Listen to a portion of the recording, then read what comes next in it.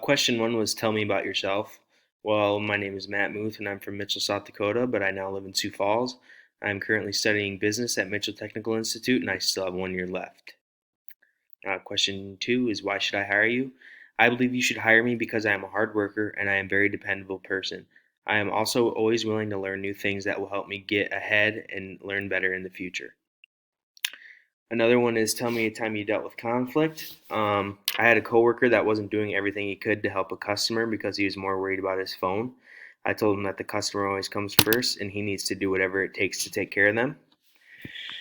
Question four was tell me about a time I worked as a team. I previously worked at Muth Electric in the prefab shop, and every day we had to work as a team to make sure everything got done and out in the field on time. If we didn't work together and get these things done, the overall project wouldn't get done, and we had to come together and all do our very best. Question five was tell me some of your strengths and weaknesses. Some of my strengths are that I am hardworking, on time, and very dependable. If I say I'm going to do something, I'm going to do it. A weakness of mine is that I get too involved sometimes. I just need to let coworkers do their thing and help the customers the way they know how.